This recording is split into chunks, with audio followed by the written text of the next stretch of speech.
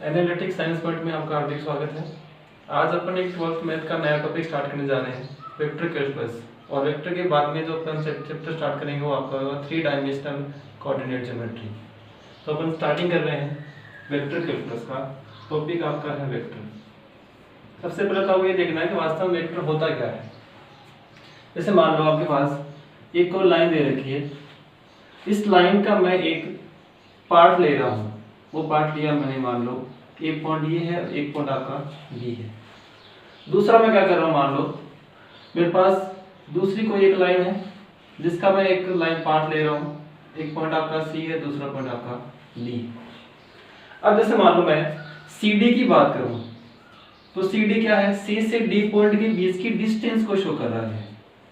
ये केवल एक डिस्टेंस को शो कर रहा है। यदि मैं ए बी की बात करूँ, इस ए से लेके बी पॉइंट तक की बात करूँ, तो मैंने इसके अंदर ए से बी तक की डिस्टेंस के साथ साथ मैंने डायरेक्शन को और शो कर दिया। कहने का मतलब मैं ए से मैं बी की तरफ अप्रोच कर रहा हूँ और ए से लेके बी तक की मैं डिस्टेंस को यहाँ पे कंसीडर कर रहा हूँ। तो यहाँ पे आपके पास दो क्वांटिटी है। एक तो आपके पास है ए बी क्वांटिटी जो कि डायरेक्शन को शो कर रही है। इसके अंदर दो पार्ट आपके पास है। एक पार्ट तो इसके अंदर है कि ये एक डायरेक्शन को शो कर रही है, और एक इसके अंदर ए से लेके बी तक की जो आपकी लंबाई है, डिस्टेंस जो है ए से पॉइंट बी पॉइंट तक की, वो आपको डिस्टेंस को शो कर रही है। तो इसके अंदर ए बी के अंदर दो पार्ट है। एक तो डायरेक्शन कि मैं ए पॉइंट से बी पॉइंट की तरफ अप्रोच कर रहा हूँ। एक इसके अंदर डिस्टेंस, कहने का मतलब ए से लेके बी पॉइंट तक की बीच की डिस्टेंस कितनी है। दूसरा आपके पास इसमें पार्ट दे रखा है सी डी। दूसरी लाइन का दूसरा पार्ट दे रखा है सी डी। तो सी डी के अंदर कोई भी डायरेक्शन नहीं है। तो सीडी में केवल आपको एक ही क्वांटिटी के बारे में आपको पता चल रहा है। वो क्वांटिटी कौन सी है, सी से लेके बी पॉइंट तक की डिस्टेंस। तो अब वास्तव में वेक्टर होता क्या है? वेक्टर का मतलब हो गया, इसको हिंदी में कहेंगे अपन सदिश। कहने का जिसके अंदर डायरेक्शन भी शो हो, इसके अंदर डायरेक्शन का भी पता चल रहा हो कि मैं कौन से पॉइंट से इसमें स्टार्ट कर रहा हूँ, कौन से पॉइंट की तरफ मैं जा रहा हूँ। तो यहाँ पे मैंने जो ए बी जो लिखा है, जिसके अंदर डायरेक्शन भी है और ए और बी पॉइंट तक के बीच की डिस्टेंस को भी शो कर रहा है। तो वास्तव में ये जो पॉइंट आपको दे रखा है ए बी, ये ए बी जो है वो एक वेक्टर क्वांटिटी कहलाएगी, जिसको मैं कहूंगा सदिश, ए बी वेक्टर। और सी डी जो है वो केवल एक डिस्टेंस को शो कर रही है। तो ये जो क्वांटिटी है वो केवल एक स्केलर क्वांटिटी कहलाएगी, जिसको बोलूंगा मैं सदिश। तो आपके पास दो राशियां हैं।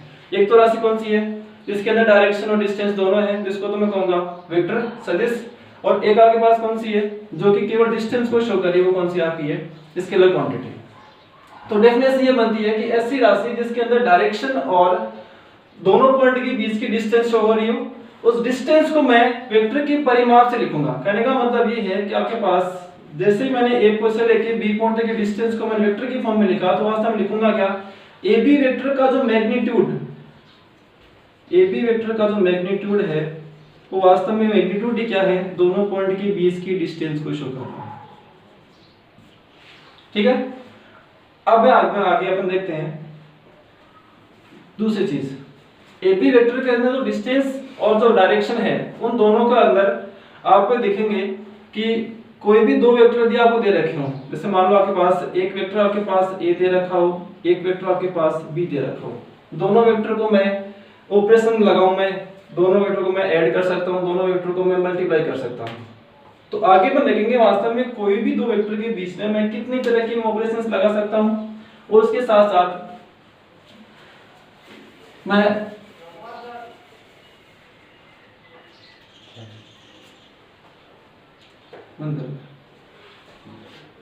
तो अपने यहाँ क्या देखा, ऐसी क्वांटिटी जिसके अंदर डायरेक्शन और डिस्टेंस दोनों हो, वो क्वांटिटी कौन सी होती है, आपकी वेक्टर क्वांटिटी होगी, जिसको मैं सदिश के रूप में लिखूंगा। यहाँ पे देखो, जिस पॉइंट से मैं स्टार्ट कर रहा था, ये जो ए पॉइंट है, इस ए पॉइंट को तो आप बोलेंगे प्रारंभिक बिंदु, और जिस पॉइंट की तरफ मैं जा रहा था दूसरा पॉइंट बी, वो होगा इसका अंतिम बिंदु। कहने का मतलब ये तो होगा आपका इनिशियल पॉइंट, और ये होगा आपका एंड पॉइंट, और ये ए बी इसकी डायरेक्शन है। आगे अपन ये देख रहे हैं कि वेक्टर वास्तव में होते कितनी तरह के हैं। तो आगे अंदर आगे नेक्स्ट टॉपिक जो आता है वो आता है टाइप्स ऑफ वेक्टर का, कि वेक्टर को मैं कितनी तरह से मैं डिवाइड कर सकता हूँ। पहला वेक्टर जो आपका सिंपलेस्ट वेक्टर, वो होता है आपका एक नल वेक्टर, जिसको मैं हिंदी में कहता हूँ शून्य सदिश। शून्य सदिश कौन सा सदिश होगा? जैसे मान लो मैं किसी लाइन के ऊपर मैंने किसी ए की पॉइंट की मैंने बात की, अब मैं केवल ए पॉइंट को ही कंसीडर कर रहा हूं। कहने का मतलब कि मेरा इनिशियल पॉइंट भी मेरा ए है और एंड पॉइंट भी मेरा ए ही है, तो आपका वेक्टर बनेगा ए ए। और यदि मैं ए और ए पॉइंट दोनों पॉइंट को मैं यदि ए की जगह पर ले रहा हूं तो उस दोनों पॉइंट के बीच की डिस्टेंस कितनी बनेगी? 0 बनेगी। इसका मतलब ए ए वेक्टर का जो मैग्नीट्यूड बनेगा वो कितना बनेगा आपका? 0। तो कहने का मतलब नल वेक्टर कौन सा वेक्टर होगा? जिसका इनिशियल और एंड पॉइंट दोनों कैसे हो? समान हो। कहने का मतलब जिसका मैग्नीट्यूड या जिसका परिमाप कितना हो?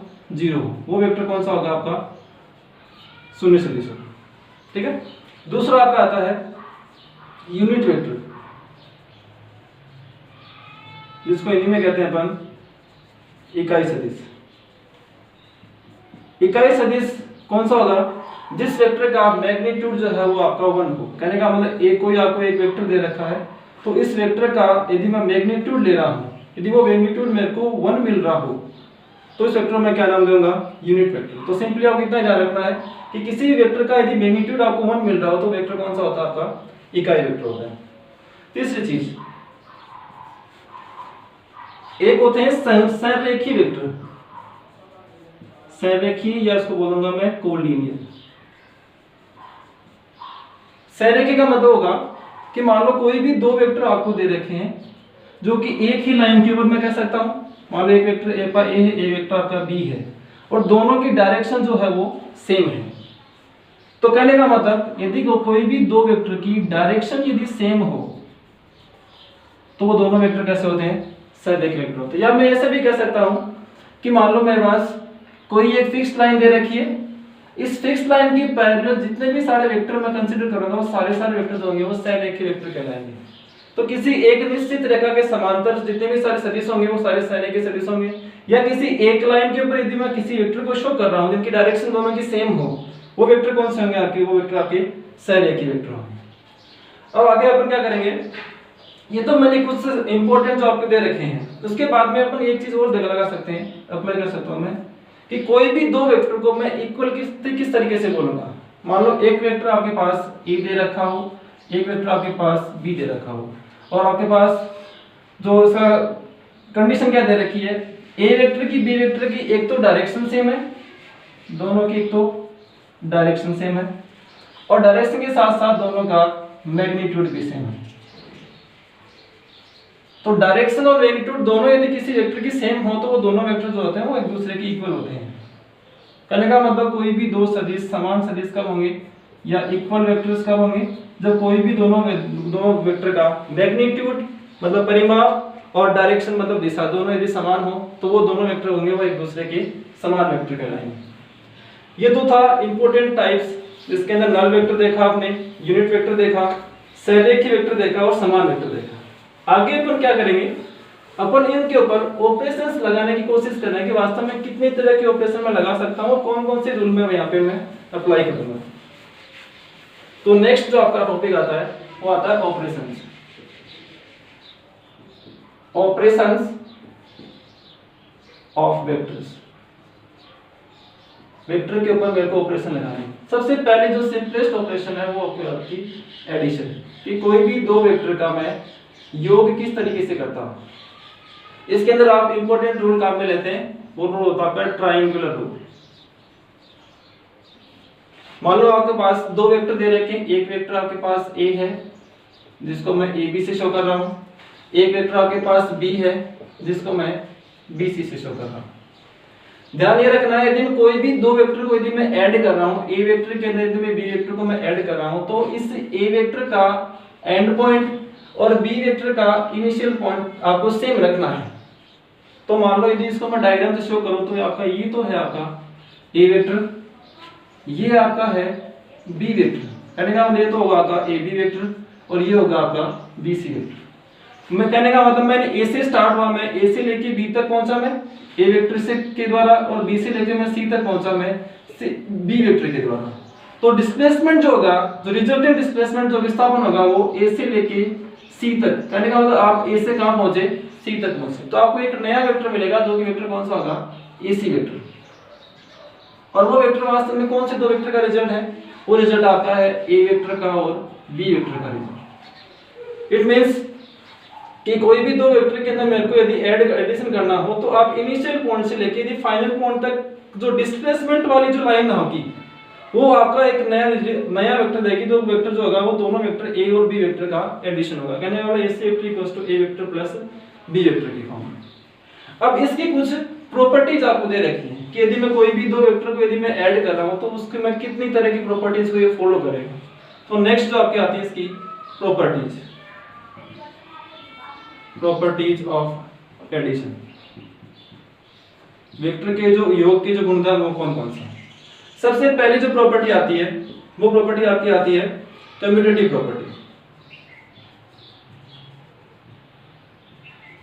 जिसको अपन हिंदी में कहते हैं क्रम विनिमय। कैसे, आपके पास दो वेक्टर हैं, एक वेक्टर ए है, एक वेक्टर आपका बी है।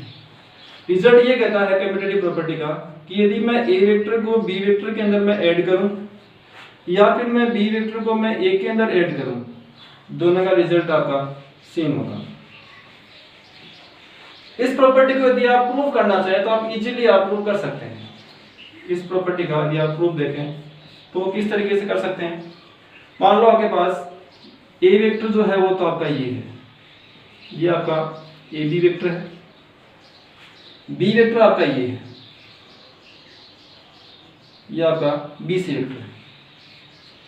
अब अपन क्या कर रहे हैं, अपन समांतर चतुर्भुज का निर्माण कर रहे हैं। समांतर चतुर्भुज कौन सा होगा, मैं यहां पे अप्लाई कर रहा हूं समांतर चतुर्भुज। समांतर चतुर्भुज की दो खास बातें होती हैं। एक कौन कौन सी, पहली बात तो ये होती है कि उनकी जो आमने सामने की भुजाएं होती हैं वो बराबर होती हैं। आमने सामने की भुजाएं समान होती हैं और समान होने के साथ साथ वो समांतर भी होती हैं। तो अपन क्या कर रहे हैं, अब मैं इस BC वेक्टर या BC लाइन के समांतर में एक A से शुरू होने वाली मैंने एक लाइन और ली जिसकी लेंथ BC के समान है, और मैंने AB वेक्टर के समांतर और AB वेक्टर के मैग्नीट्यूड के इक्वल मैंने दूसरी लाइन ली है। तो इस पॉइंट को मैं D नाम दे रहा हूं। तो इस एक आपका दो नए वेक्टर मिल रहे हैं, तो AD वेक्टर मिल रहा है, एक आपको DC वेक्टर मिल रहा है। AD वेक्टर वास्तव में कौन सा होगा, B वेक्टर की डायरेक्शन के इक्वल है और B वेक्टर के मैग्नीट्यूड के भी इक्वल है। कहने वाला BC लेंथ और AD लेंथ यदि इक्वल है और दोनों की डायरेक्शन यदि मैं सेम करूं तो वास्तव में इन दोनों वेक्टर के अंदर कोई डिफरेंस नहीं है, दोनों समान वेक्टर हैं। तो ये वेक्टर भी कौन सा होगा, आपका B वेक्टर होगा। दूसरी यदि मैं इस DC की बात करूं तो DC वेक्टर जो होगा आपका AB के समांतर भी है और AB की और DC की जो मैग्नीट्यूड या जो लेंथ है दोनों की वो भी समान है। इसका मतलब DC वेक्टर और AB वेक्टर दोनों एक ही हैं। तो ये वेक्टर कौन सा होगा, आपका A वेक्टर होगा। अब अपन क्या कर रहे हैं, मैं एक विकेट का निर्माण कर रहा हूँ। A से लेके मैंने C पॉइंट को मैंने ज्वाइन किया और मैं ट्रायंगल रो का मैं यूज कर रहा हूँ कि मैं कोई भी दो वेक्टर को यदि मैं ऐड करता हूँ जिसके अंदर मैं एक त्रिभुज नियम का मैं पालन कर रहा हूँ, तो उसके अंदर मैंने AB vector plus BC vector को यदि मैं ऐड करूंगा तो मेरे को रिजल्ट मिलेगा कौन सा, AC वेक्टर। कहने का मतलब A vector plus B vector. तो आपको AC वेक्टर जो मिल रहा है वो वेक्टर किसके इक्वल है, A vector plus B vector के इक्वल है। फर्स्ट चीज जो आपकी ये। अब यदि मैं इसके ऊपर वाले पार्ट के अंदर अप्लाई करना चाहूं कि मैं AD प्लस DC को मैं ऐड करता हूं, कौन सी चीज आ रही है, AD प्लस DC को यदि मैं ऐड करूं, AD क्या चीज है, AD आपका है B वेक्टर और DC क्या चीज है, DC आपका है A वेक्टर। तो रिजल्ट कौन सा मिलेगा आपको, अगेन आपको AC वेक्टर मिलेगा। तो किसके इक्वल है, ये AC वेक्टर के। इसका मतलब आपको ये मिला कि AC वेक्टर के दो रिजल्ट हैं, एक तो A vector plus B vector और एक मिलेगा आपको B vector plus A vector. तो इक्वेशन और फर्स्ट और सेकंड को यदि अप्लाई करता हूं एक साथ तो मेरे पास रिजल्ट कौन सा आएगा, रिजल्ट आएगा A vector plus B vector equals to B vector plus C vector. तो ये आपकी प्रॉपर्टी थी कि मैं कोई भी दो वेक्टर, ये आपका B vector plus A vector. कहने का मतलब कोई भी दो वेक्टर दे रखे हैं तो A में आप B वेक्टर को ऐड करें या B में आप A वेक्टर को ऐड करें, आपका रिजल्ट जो मिलेगा वो आपको सेम मिलेगा। दोनों आपको रिजल्ट एक ही लेंगे, A प्लस B हो या B प्लस A हो, और ये इस चीज का प्रूफ है। तो मैंने मोस्टली क्या यूज किया, मैंने समांतर चतुर्भुज की प्रॉपर्टी का मैंने यहाँ पे यूज किया। नेक्स्ट जो है उसकी प्रॉपर्टीज के अंदर सेकंड प्रॉपर्टी आपकी आती है, इसको बोलते हैं साहचर्य प्रॉपर्टी, एसोसिएटिव प्रॉपर्टी। तो इसका जस्ट नेक्स्ट पार्ट जो आपका है वो है साहचर्यता, इसको बोलते हैं एसोसिएटिव प्रॉपर्टी। इसके अंदर आपको तीन वेक्टर की आवश्यकता पड़ेगी। तीन वेक्टर, ए वेक्टर दे रखा है, बी वेक्टर दे रखा है, सी वेक्टर दे रखा है। ए वेक्टर को मैं लिख रहा हूं ए बी वेक्टर से, बी को लिख रहा हूं मैं बी सी वेक्टर से, सी को लिख रहा हूं मैं सी डी वेक्टर से।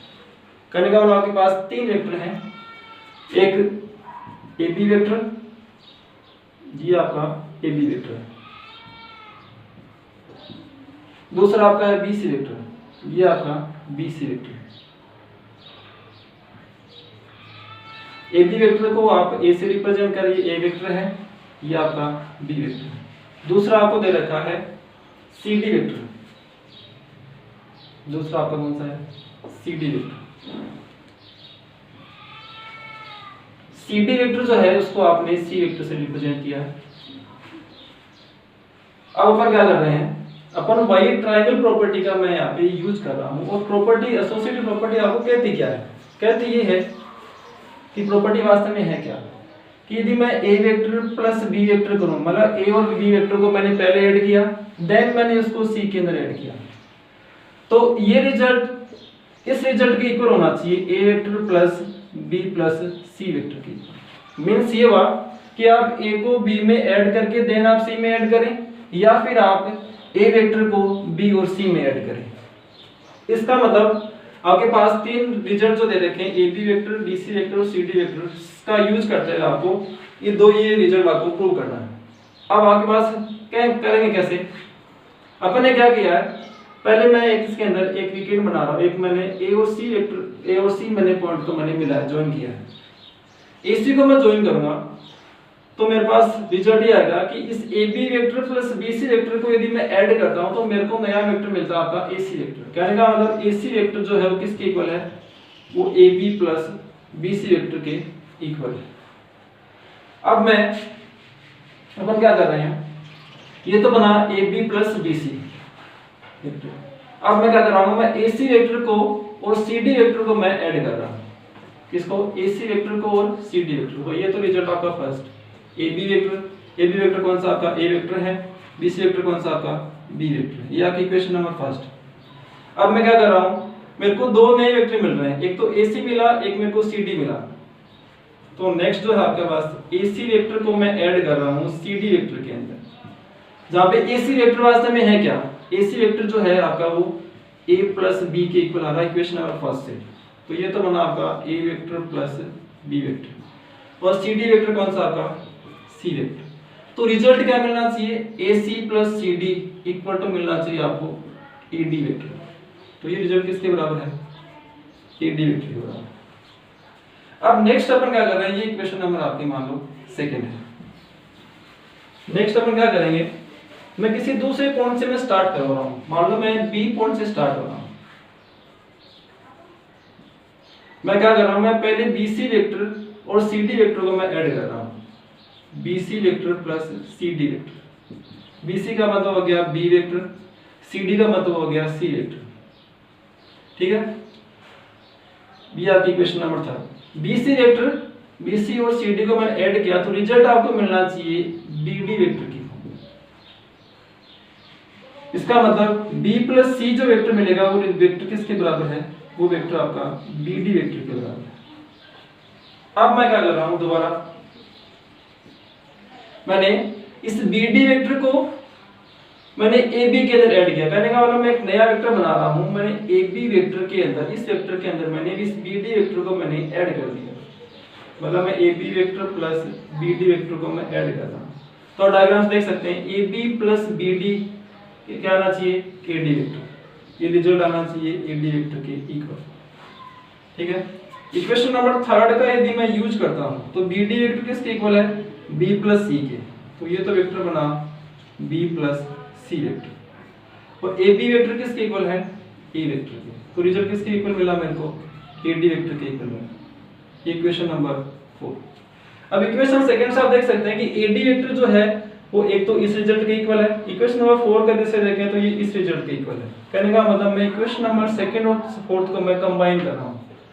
इक्वेशन सेकंड और फोर्थ, इक्वेशन सेकंड और फोर्थ को यदि मैं कंबाइन करूंगा तो मेरे रिजल्ट क्या मिलेगा? रिजल्ट मेरे को ये मिलेगा कि a vector plus b plus c vector is equal to a vector plus b vector then c vector. कहने का मतलब इक्वेशन सेकंड और फोर्थ को मैंने कंबाइन किया तो ab वेक्टर का रिजल्ट इसके भी इक्वल है, ad वेक्टर का रिजल्ट इसके भी इक्वल है, तो इसका मतलब ये दोनों रिजल्ट आपस में क्या होंगे? इक्वल होंगे। तो a plus b plus c equals to a plus b plus c vector.